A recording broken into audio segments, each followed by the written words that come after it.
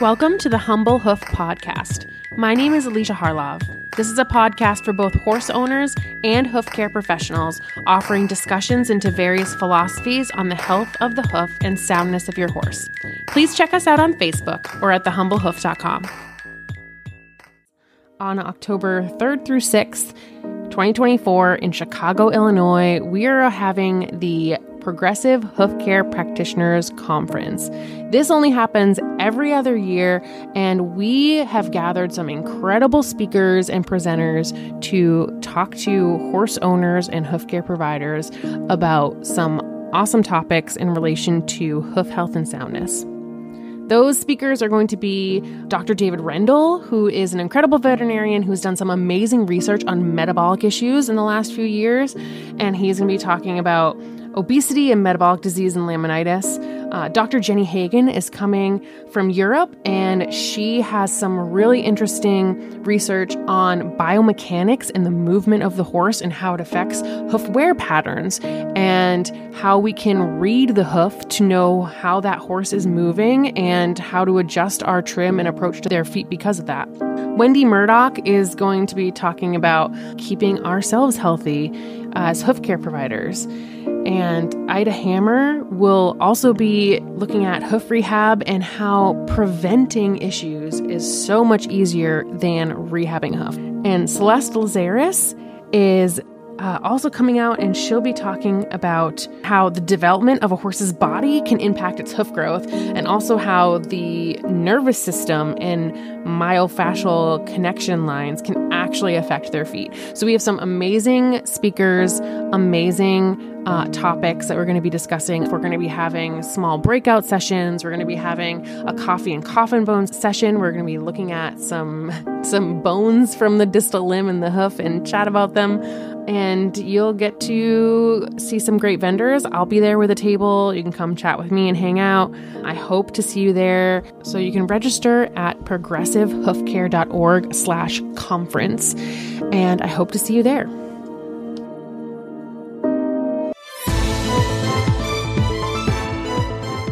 Trying to choose the right supplements for the right horses often feels like a chore, and you have enough chores as it is. Fortunately, there's Equithrive, whose mission is to make this whole nutrition equation easier on you and much more beneficial to your horses. Equithrive's lineup of pelleted supplements are developed with care, backed by science, and 100% satisfaction guarantee. Not to mention picky eater approved. Whether you need advanced joint care for your equine athlete, gut, or metabolic support, Equithrive is your one-stop shop for feed tub fortification. Do your horses and yourself a favor and visit equithrive.com. Use the promo code HumbleHoof and get 20% off your first order, plus free and fast shipping nationwide. Don't forget to use HumbleHoof, all one word, to get 20% off your first order at equithrive.com.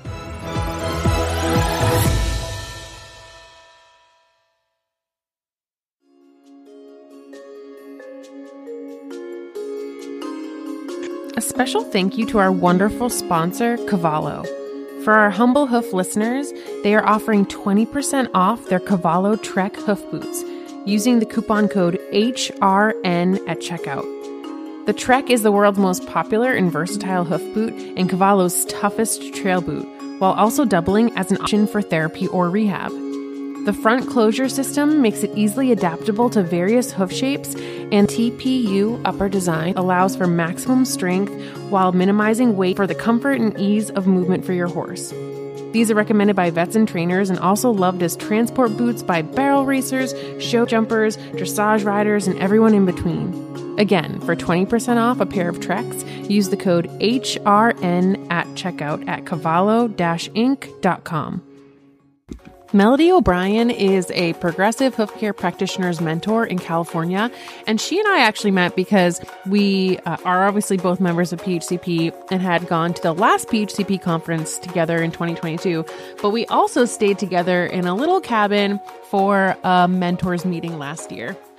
And I realized that she and I have a lot of similar passions, and one of those is Mustangs. And so we've talked about how a lot of our hoof care approach and our passion is because of what we see with Mustangs and their feet. Not necessarily dictating how we trim, but just the health of the feet and where that comes from. Why are these Mustangs' hooves so much healthier than other horses and domesticated horses or ones in a more traditional setup? So I asked Melody if she'd be able to come on the podcast and chat with me about Mustangs. It's kind of a candid conversation, and we changed topics a bit, but I think it is a discussion that a lot of us have had before. Yeah, so why don't we start, and you can tell us a little bit about yourself and how you got into hoof care. Awesome. Where does one begin? I mean, I've been involved with horses since I was about 4 years old. So I was just obsessed when I was a young kid. And thankfully, since I grew up in a rural area, my parents kind of had no choice but to give in to my persistent begging. And because it was a rural area, there was horses in a lot of people's backyards. So anyway, my hoof care journey didn't begin when I was 4, but my journey with horses did. And so I got to start riding really young and did some showing and hunter jumpers and 3-day eventers. And my love continued. And I always had horses even through, college in my 20s, and got married, started having kids. And then when our youngest child, Tara, who's now a teenager, was just a toddler, I started really thinking about something I could do to start working just part-time. And I really wanted it to be with horses. And I literally started this vision journal where I was cutting and pasting bunches of pictures of me and my horses through the years, and just kind of really hoping that something would come to me. And Sally Hug, who obviously, you've had her on here with California Trace, she actually trimmed in my area. She would come up to the area where I live and trim, and everybody would trailer to her. And she would trim. And I got her to trim my horse once. And it was funny. In the first 20 minutes that she was trimming my horse, she told me more about hooves than anyone had in my 30 years at that point of being an equestrian. And I was pretty blown away. Wow, why hasn't any farrier ever talked to me about hooves in this way? And the next time it was time for her to trim, I wasn't quite privy to the schedule and everybody trailering to when she came. So I missed her, and I called her and I asked if there's any way she could trim my horse. And she basically told me no, because she was California Trace, I believe, was really picking up at that point. And she said, but you should look into the Pacific Hoof Care Practitioners. That's, what they were called at the time. This was back in 2011. And the rest is history. I just dove in and loved it. I mean, it was just after I was already an equestrian for over 30 years at that point, and I just felt so just excited and passionate and empowered by the knowledge that I was learning. And I just wanted to scream it at the rooftops and tell all horse owners about what I was learning. And yeah, I've been trimming ever since up in my little area in Northern California, and mostly in Plumas County, California. Awesome. Yeah. And, I'm a member, as you know, of PHCP as well. And yeah, I think it's just been such a great organization to be a part of and learn from.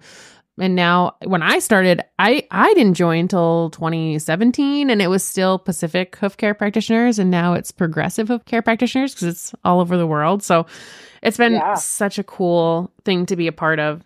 And that's how I met you. So it's really cool. I love the PHCP, and that's why I'm still really involved, and I serve on some committees, and that's why I'm a mentor and a clinician, is because I feel like I wouldn't be where I am with my success as a hoof care professional if it wasn't for PHCP. I mean, the support and the conferences, even just the conferences, right?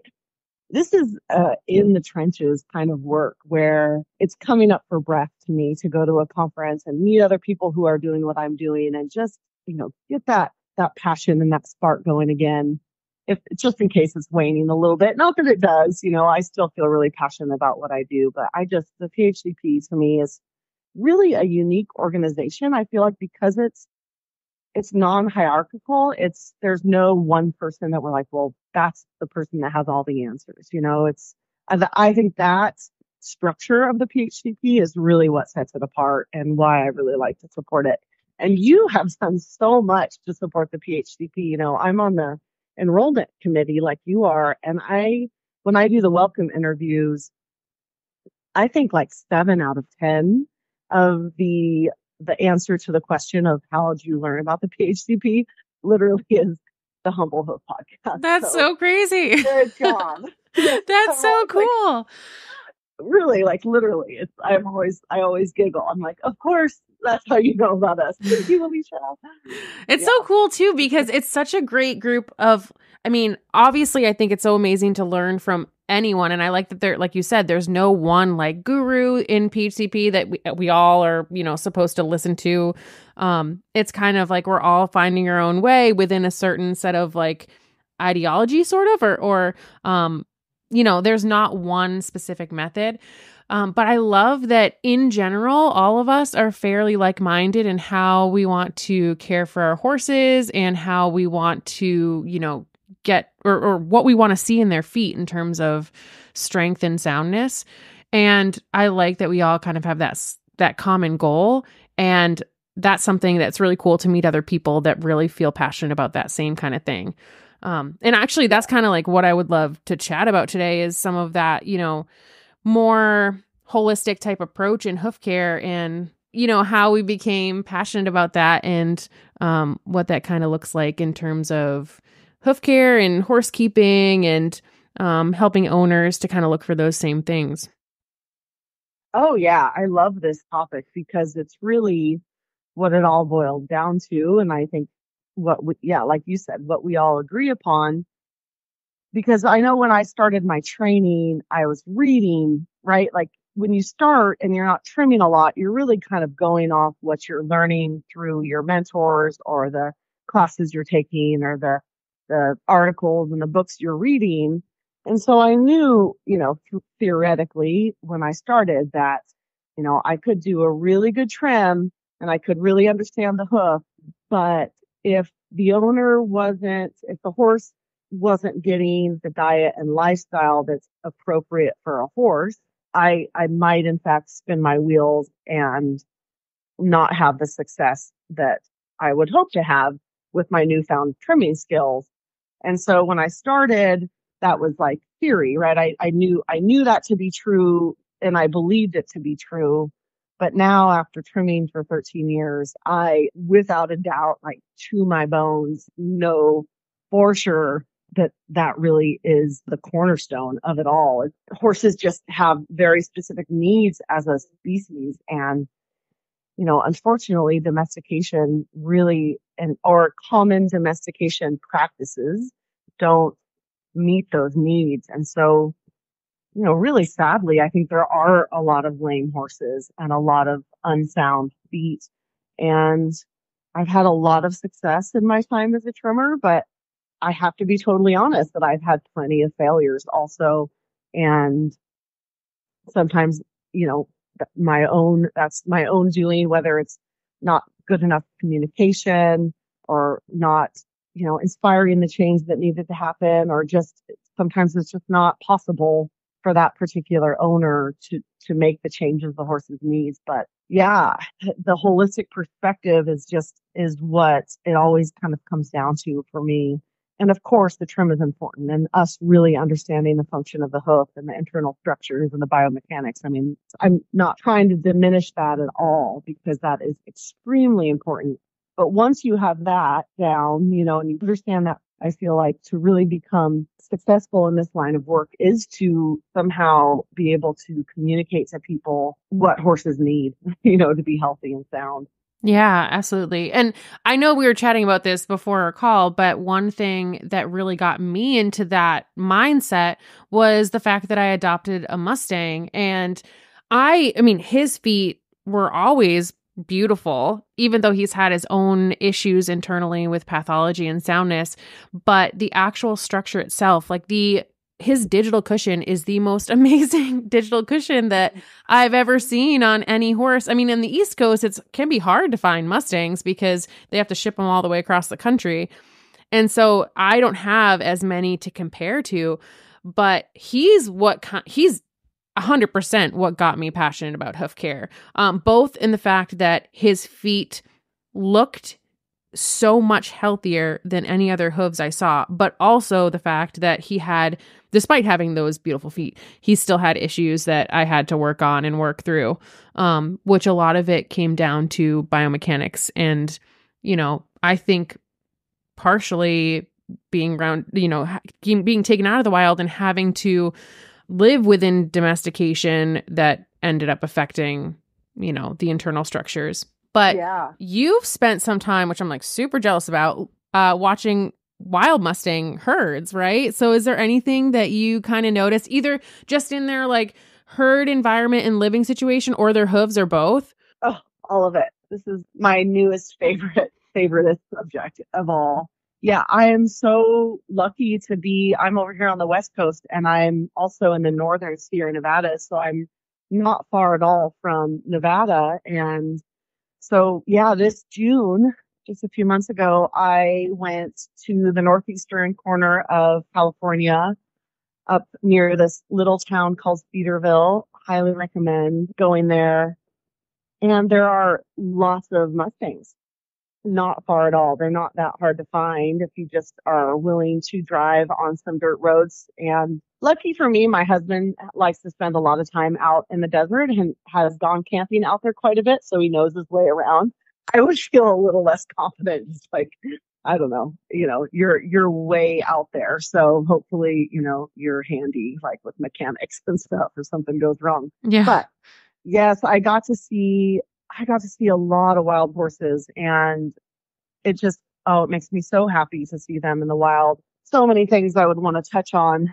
I didn't get to see their hooves that up close, but I really got to see their hoof prints a lot everywhere around where I would see them. So I have lots of pictures of those, and they're beautiful. It shows how like the whole bottom of the hoof is contacting the ground, which is what we want. And I just got to see how they interact and how, it's not with domestication. We just need horses walking around a bit more. I feel like sometimes we need to have realistic expectations. Like, we're not, when maybe as hoof care professionals, we're asking that people get their horses moving more. It's not like they need to be just trotting and cantering all the time. Like, literally just walking around instead of standing, I think does a lot, right? It keeps the circulation going. Yeah. And yeah, just seeing them in their natural lifestyle and this isn't really hoof related, but it is because it's all health, but just how closely they hang out and how affectionate they are with each other, and how like the proximity, literally they're like right there together, self-grooming, and then watching the stallions play with the younger stallions. And I know in domestication, stallions can kind of be these like fierce things to behold. But really to see the stallions in the wild and how they're just, they're allowed to act in a natural way so that, they don't have all these weird behaviors. Like, they're affectionate and kind and like playful. And I know they have their fights over mares and stuff. I didn't see any of that. I saw just kind of more playing. So I saw a lot of stallions just playing with younger stallions, and just them moving around and just how at ease they seemed. And oh my gosh, how healthy they looked. I mean, shiny coats, like really perfect body conditions, in my humble opinion. I did see them in June, so I think I saw them, at their most beautiful. Yeah. And I am so excited to kind of be a new Mustang enthusiast. So because I'm over here on the West, I do see a lot of Mustangs that people have adopted. And because I teach clinics now also, I have had Mustang cadaver legs for my clinics for whatever reasons. And oh my gosh, even just this clinic that I literally taught this weekend, I had 4 legs of a 10-year-old Mustang there. And I was so glad that I had her feet, because almost all the other feet I had were really pathological. It's not as easy to get cadaver legs these days. And a lot of the cadaver legs I get are from like rescues and situations like that. And sometimes I literally just get them in plastic bags and I put them in my freezer and I don't even look at them until it's time for my clinic. So I had some really pathological feet. So it's so great to have Mustang feet because even the last two Mustangs that I had their cadaver legs for my clinics, they were really overgrown. They hadn't been trimmed in a really long time. And what I really noticed was with one trim, it was like, at this clinic, it was like this really healthy, functional foot immediately. It's like the feet had definitely distorted, but they hadn't gone pathological. And I think it's just because the foundation of the foot, the digital cushion, the caudal foot strength is just so amazingly developed that it's just, you can't compare, like you said, your horse's digital cushion. When you compare his digital cushion to most domestic horses, right? It's like night and day. Yeah. Yeah. And actually, when you were talking about movement and walking, and that's something that I think about all the time, is that a lot of people think like, oh, I ride my horse for an hour a day. We do walk, trot, canter, whatever. They're getting exercise. But if you compare a human to like somebody who sits at a desk all day and then goes and works at a gym for an hour, compared to somebody who has a very, like a job where they're having to move all the time and they're, active all day long, there is going to be a huge difference in their fitness and in their cardiac health, their, pulmonary health, like all this other stuff, and just their musculature. Like they're going to have a lot more strength just because they're doing something, they're more active over more hours of the day. And I see that so much more in horses that are moving all the time versus those ones that are stalled and just ridden for an hour a day. It's like night and day. And kind of bouncing off that same idea you're saying about, the hoof, obviously they're moving, their hoof is getting stronger, they're strengthening the digital cushion. There is another PHCP trimmer, Madison Romaglia. I really hope I didn't say her last name wrong. I guess I don't think I've ever said it out loud. She is in Canada and she was adopting two Mustangs, but she needed to have a layover until they were titled. So they came to my house. And just like what you were saying, we trimmed them together, or she trimmed them and I just kind of observed. And the gelding that she had was very overgrown, like his feet were very long. But in one trim, he had the most beautiful feet I've ever seen. And I had hoof envy. I know. I was still have a picture of this cadaver foot that we trimmed. And I mean, I cannot believe I didn't take a before picture because it was so overgrown that it was really unfair to the students. It was like breaking people's nippers. Oh gosh. It was that long. And the trim and the foot was just yes, like you say, it's hoof envy. And that will just change your mind forever. Once you see that, you can't unsee that. Yeah. And that only can come from movement and stimulation, in my opinion. There's no other way to get strength in a hoof than if they're contacting various surfaces and moving. It's like, going to the gym for the hoof. And I truly think that the amount of movement that a horse has when they're young can help determine the potential they have to have that robust foot when they're older. I don't have any research to back that up, but I feel like, Mustangs, from the second they drop on the ground, they're up and moving, and those digital cushions get so much beefier than 99% of the domestic horses that I see. Oh, 100%, hands down guarantee.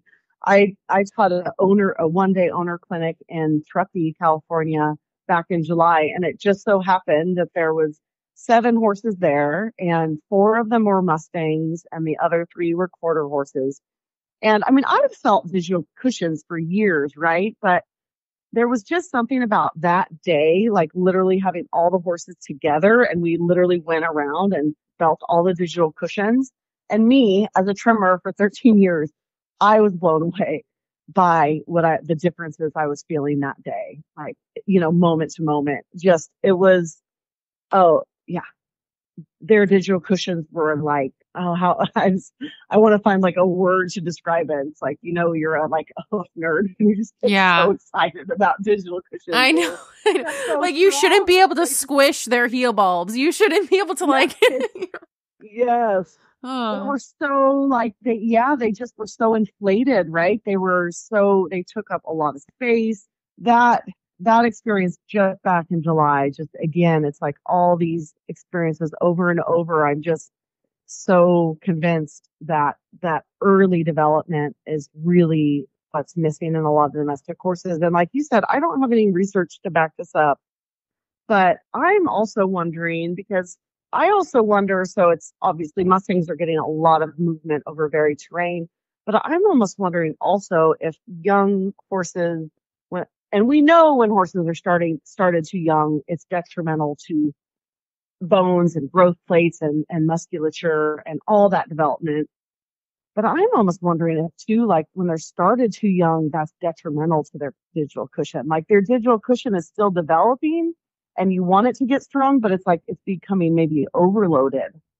Yeah. That's just this new thought I've been having lately. Yeah. Or I wonder if it's something like they're not moving biomechanically correct. So even if they're started, even if the movement is something that you'd think would help the digital cushion, if they're not landing properly and, if they're young, they're in work, their body isn't developed enough for them to truly move properly under saddle, then how are they able to actually properly develop their feet?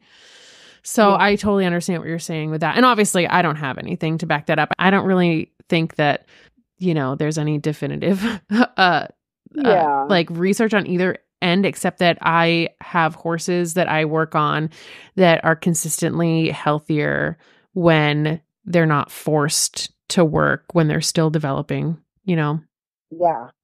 All anecdotal, I guess, but it is, but that's enough for me.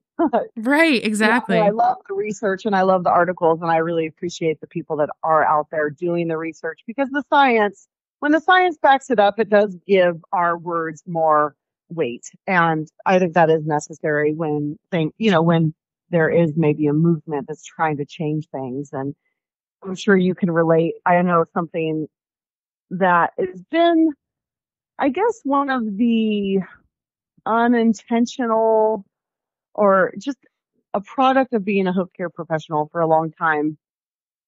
I find myself feeling so conflicted and so confused about the ethics of horse ownership and how we can move forward as a horse enthusiast, lover community and do better for horses because that's definitely now that I have been working with those for so long and I'm definitely looking at like how am I going to transition my career.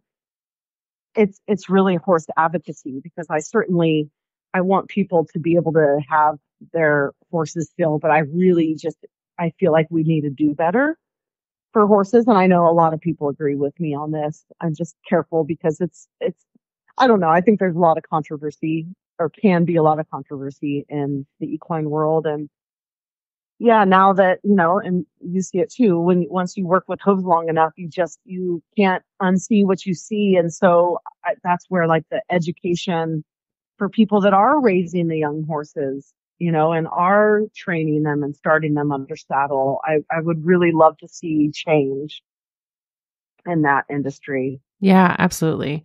And that's something that, I try, I'm sure you're like this too. Like I try with the owners that I work with to never like shove anything down their throat.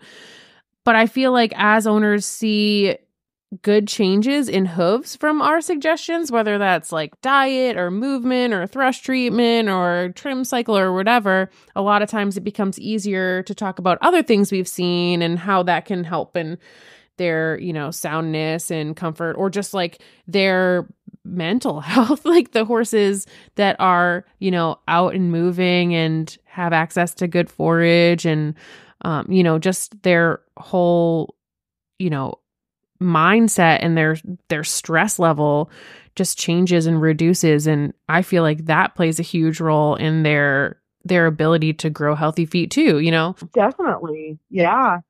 Yeah. Actually, that brings me back to the Mustangs and a newer thought that I've realized about them that I'm sure a lot of people are aware of, but it's almost like attachment theory, but for horses where the age of weaning and just their early development emotionally, right? So depending on when a Mustang is gathered, of course, but really that in the wild, they are in a more natural social environment too. And so I have a few of my clients that do have Mustangs swear that their Mustangs are just mentally and emotionally more secure. Interesting. So yeah, I know I don't know if you follow the Emotional Horseman. I think it's called Emotional Horsemanship with Lockie Phillips. Yes. Podcast. Yeah. He talks about that too. How, just early weaning and what that does and how, in nature it wouldn't be just this abrupt, like one day event, right? It would be, and not to say that everybody does it that way. I'm not really sure how people do it, to be honest. I've never really been involved in the breeding side of the horse world, but just the idea that in the wild, there's the weaning probably, I'm sure it just happens more naturally. And then there's a whole family support system, right? And you don't just put a bunch of youngsters out together. That's another thing that kind of cracks me up when I think about some domestic practices, is where you just put a bunch of young horses out together. It's like, but it just seems like it's wise to have some elders out there teaching them some things. Yeah, right. And actually, as you were saying that, I was thinking about my own two Mustangs and how they are both the most confident horses on the property.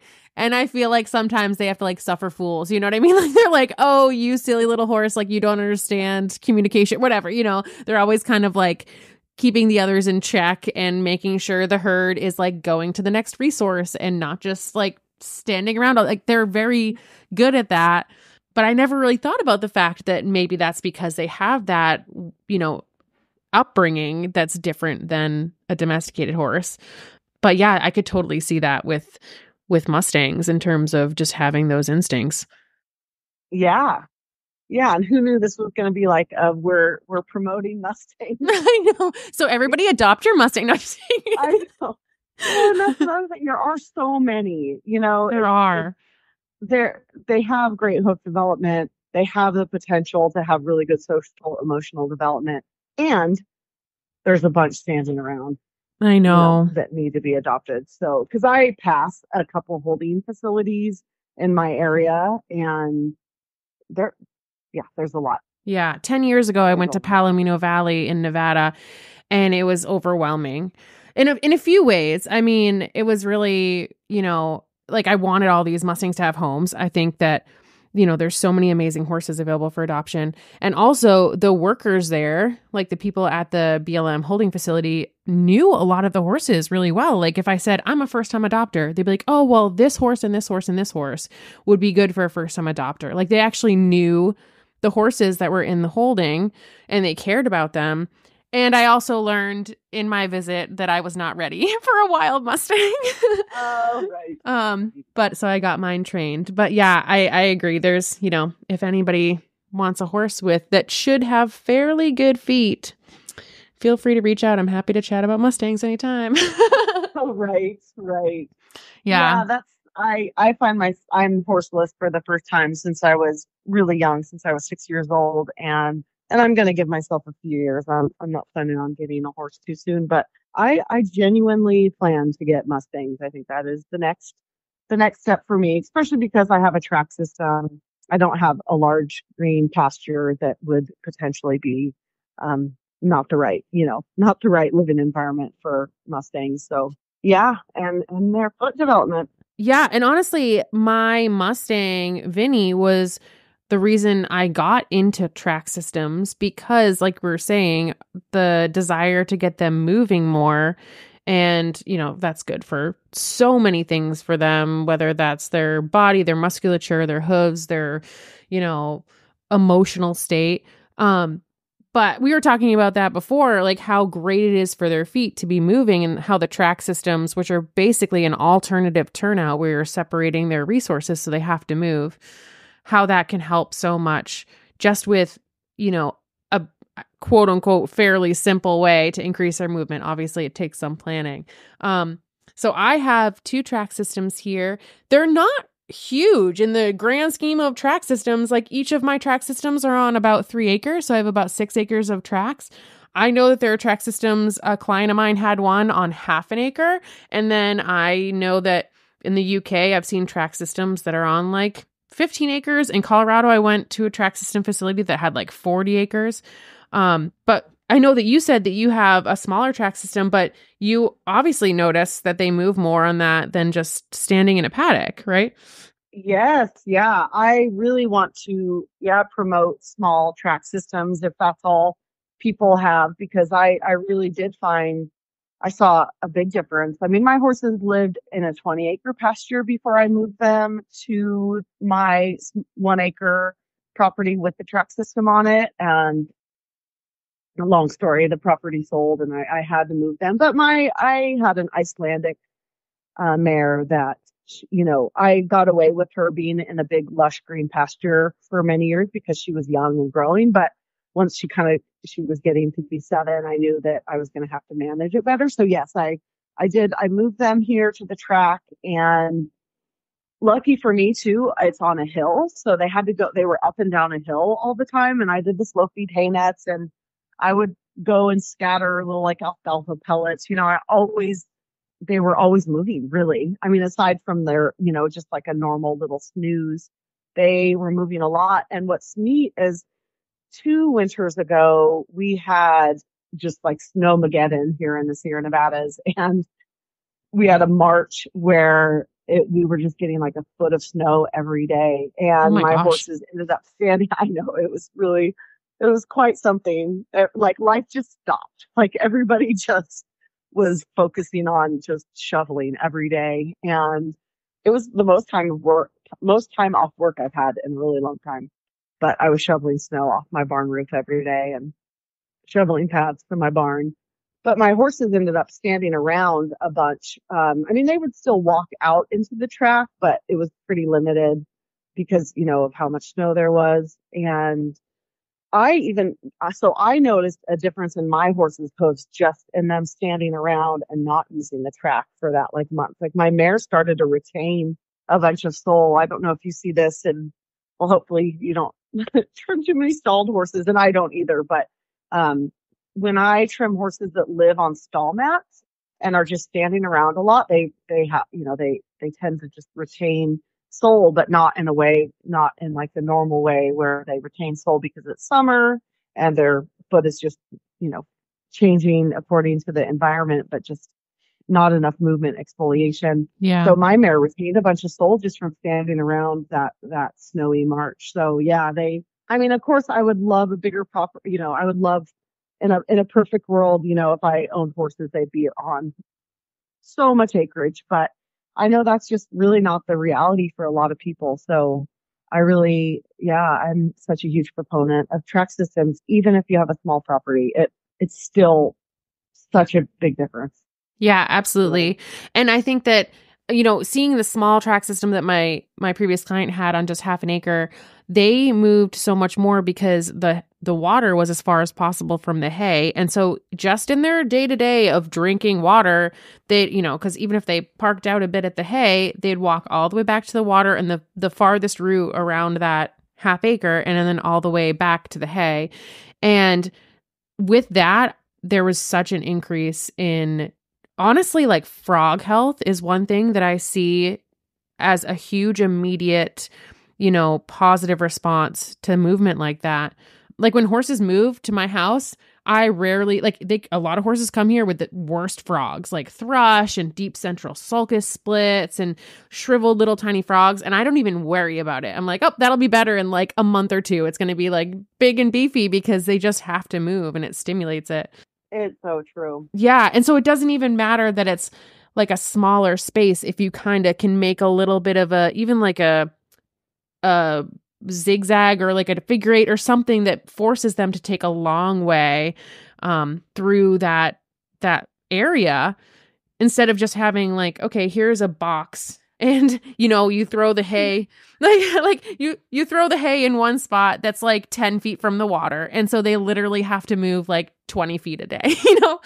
So yeah because I know horses that live on pretty big acreage, but that doesn't mean they move a lot if they're just waiting for the hay every day in the same place. So yeah, that's my track system was is just a big L shape, and like I said, it kind of goes up a hill and then it comes back down a hill. And so I would just put hay nets all along the track, and they were just kind of constantly, moving around. And looking for like the best bits of hay, and yeah, it's to me, in my humble opinion, like track systems are one of the best things and like best ideas that has come to improve the lives of horses in a really long time. And I wish everybody would make one because Yeah. it could just, I think some people get overwhelmed by the idea that it has to be this big deal, but you can really, it's like the sky's the limit. You can just get creative and just work with the space you've got and just, yeah, like you said, it can be just as simple as a horse having to walk to hay and walk back to water. Right. And even if, So, I made a little temporary track system at a barn I boarded at before I bought this property. And it was a tiny paddock, relatively tiny paddock. And I just took round pen panels and essentially made a round pen in the middle of the paddock. So then the horse they couldn't cut across. My horse couldn't cut across the middle of the paddock. Like stuff like that, where like if you're boarding, it might be hard to, put in anything permanent. But if there's a paddock that nobody's using, or if your barn owner will let you, put up some round pen panels or some step-in posts just to trial it. And then even on your own property, like I've talked about this on a few other episodes of track systems, but it doesn't have to be something like permanent and expensive and difficult. Like just start small and see what the horses prefer. And then you can always change it. And, you can make it permanent if you want later on, but it can start easy and then work up from there. yeah. Yeah. Yes. Do it, people. More people make paddocks. And another cool thing too, that since I don't have horses right now, like going out every morning and every evening, and I would pick up the manure daily and just putting the hay nets, I got a lot of exercise too. Oh yeah. Like up and down a hill. Right. So as opposed to just throwing hay in one place for a human, it's good for us too. So. Yeah. I will say that I have a little bit of a cop out, and we bought a Kawasaki mule so I can drive around the track because you have I think with bigger tracks, that's definitely, or just bigger properties, like, yeah, that's totally necessary because there's only so much time in a day. Right. Yeah. I when I first bought the property, we were using a wheelbarrow, and I was just like this, and we built it in winter just before it started snowing. And once it started snowing, I was like, this is torture, but not to discourage anyone. Yeah. And you have like quite a few horses. So like I had 2 horses, so I could just carry the hay nets. But yeah, when you're feeding that many horses, a lot of my clients have those, and those are awesome. Where I just taught my clinic last weekend, it's a really big property. And we did a lot of walking around, which was great. We weren't in a big hurry, which was nice, but my friends who own that property do have a side-by-side or a mule or whatever you call those things. And yeah, I can definitely see that you would need something like that with that size of a property. Yeah. Awesome. I feel like we've talked about like so many things today. So I don't know if there's anything we didn't really touch on that we kind of want to talk about before we sort of wrap up, or I know nothing's coming to me right off my head. I really, if I could teach or like impart any inspiration to people, it would be the track system that the track systems we just talked about, and just, how the hoof development of mustangs. Yeah. There's so many other topics, but those are 2 good takeaways, I think. Yeah, for sure. And I think that kind of goes hand in hand with the movement the Mustangs got and replicating or trying to replicate that movement at home. Yeah. So yeah, absolutely. Yeah. I know that's something I'm super passionate about too. And I guess I will just drop a little plug for, by the time this episode publishes, the PHCP conference will be just a few days away, like just under a week away. So it's October 3rd through 6th in Chicago, Illinois. So you can come meet Melody and me if anybody wants to come to the conference in Chicago next week. That'd be awesome. Oh my goodness, it is so soon. I'm really looking forward to it. I always love the conferences. I love all the presenters we have. Thank you. You were the one that did that for the PHCP. So thank you for your hard work and lining up the presenters that we have. Oh yeah, of course. That's one of my favorite things, is kind of learning from others and then seeing who might be good to, get out to speak. And so I'm really excited that we were able to kind of figure out some really amazing presenters this year. Yeah, I'm really looking forward to it. It'll be great. We'll leave, I'm sure, super inspired and knowing that we all want to keep learning as always. Yeah. Awesome. Well, thank you so much for being willing to hop on a call and talk about some of my favorite subjects. Yeah. Thanks, Alicia. Thanks for thinking of me. I'm honored. I feel like you're a celebrity. So absolutely not. Oh my goodness. You are. In a certain circle, you are for sure. That's so funny. Thank you for what you've done for the hoof, just for horses and their hoofs and their soundness. I think you don't realize how much of a change you make. It's like a pebble in a pond, right? There's this huge ripple, and you'll never see it, but it's pretty profound. So, well, thank you so much. Give yourself a really big pat on your back. Oh, thank you. Well, I'm so glad that I have so many amazing people like in PHCP that I can learn from and talk to. So I appreciate all of you guys so much. Yeah, it's such a great community, and it's we're advocating for the horses, right? So that that's what it comes down to, and that's what I think keeps us all going. Yeah, for sure. Yeah. Awesome. Well, thank you again. And thanks, Alicia. Yeah. Yay. Well, have a great evening, and thanks you too. Again, and I'll see you really soon. Yeah, sounds good. I'll see you soon. Awesome. Okay. Bye, Alicia. I always say that I'm slightly more hoof obsessed than the average person, and chances are, if you're listening to a hoof care podcast, you are too. So we should probably be friends. Feel free to find me on Facebook or email me at thehumblehoof@gmail.com.